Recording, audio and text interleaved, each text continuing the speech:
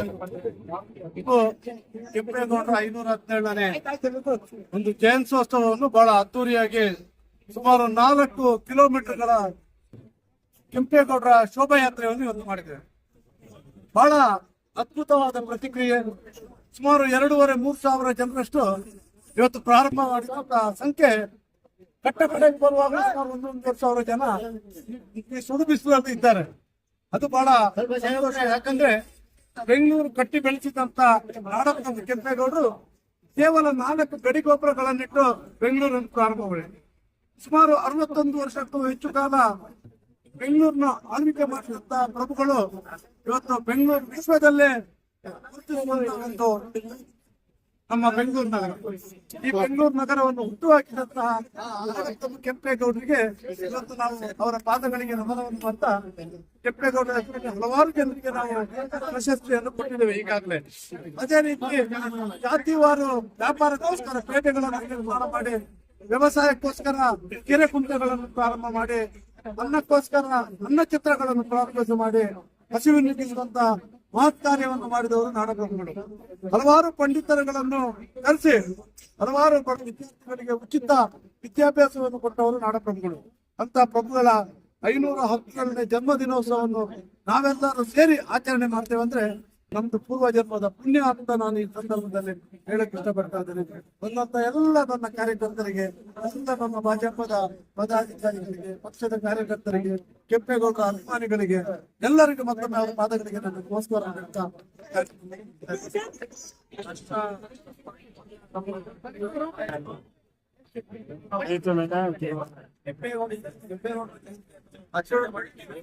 ಸತತವಾಗಿ 4 ಕಿಲೋಮೀಟರ್ ಪಾದಯಾತ್ರೆ ಬಂದು ಕೆಂಪೇಗೌಡರ ಪುತ್ಥಳಿಗೆ ಒಂದು ಮಾಲಾರ್ಪಣೆ ಮಾಡಿ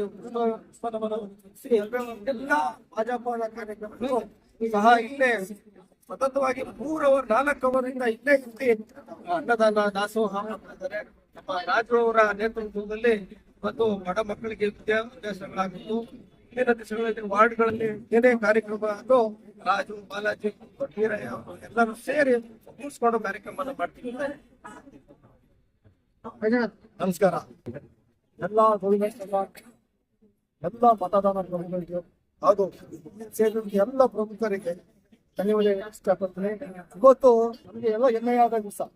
ಈ ಜಾತಿ ಭೇದ ಇಂದಿರ ನಮ್ಮ ಕೆಂಪೇಗೌಡರ ಜಯಂತಿ 517ನೇ ಜಯಂತಿನ ನಾವೆಲ್ಲರೂ ಸೇರಿ ಆಚರಿಸ್ತಾ ಇದ್ದೀವಿ. ಇದೇ ರೀತಿ ನಾನಾ ಕಡೆಯಿಂದ ನಡೆಸ್ತಾ ಇದ್ದಾರೆ. ಇಲ್ಲಿ ವಿಶೇಷ ಏನು ಅಂತಂದ್ರೆ ಇವತ್ತು ನಮ್ಮ ಬಿಜೆಪಿ ಕಾರ್ಯಕರ್ತರು ಇಂದ ಗೋವಿಂದನ ನಗರದ ಎಲ್ಲ ಪ್ರಮುಖರು ಸೇರಿ ಇವತ್ತೊಂದು ಕನ್ನಡ ಅಭಿಮಾನವನ್ನು ಬೆಳೆಸಬೇಕು. ನಮ್ಮ ಬೆಂಗಳೂರಿನ ನಾವು ಕಟ್ಟಿದಂತ ಒಬ್ಬ ಮಹಾಧೀರನನ್ನು ನಾವು ಎಲ್ಲಾ ಕಡೆ ನಾವು ಹೇಳಬೇಕು.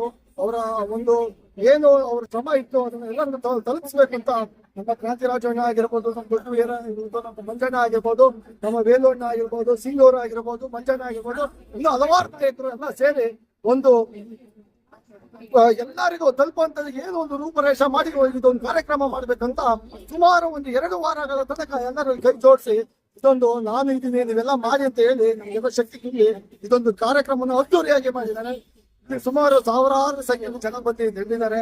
ಅವ್ರಿಗೆಲ್ಲ ನಮ್ಮ ಎಲ್ಲರಿಗೂ ನಾವು ಅವ್ರಿಗೆ ಒಂದು ಅಭಿನಂದನೆ ಹೇಳ್ತೀವಿ. ಹಾಗೆ ನಮ್ಮ ಮುಂದಿನ ನಮ್ಮ ಗೋವಿಂದರಾಜ್ ನಗರದ MLA ನಮ್ಮ ನಾಯಕ ಯಾರು ಅಂತಂದ್ರೆ ಅದು ಉಮೇಶ್ ಶೆಟ್ಟಿಯಣ್ಣವರು. ಅವರ ನೇತೃತ್ವದೊಂದಿಗೆ ನಾವು ಇದನ್ನು ಮಾಡಿದೀವಿ.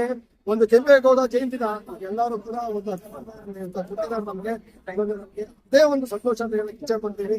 ಮತ್ತೆ ಇಲ್ಲಿ ಬಂದಿರುತ್ತೆ ಎಲ್ಲ ನಾಯಕರು ಹಾಗೆ ಎಲ್ಲ ಮೀಡಿಯಾದವರು ಎಲ್ಲರ ಧನ್ಯವಾದ.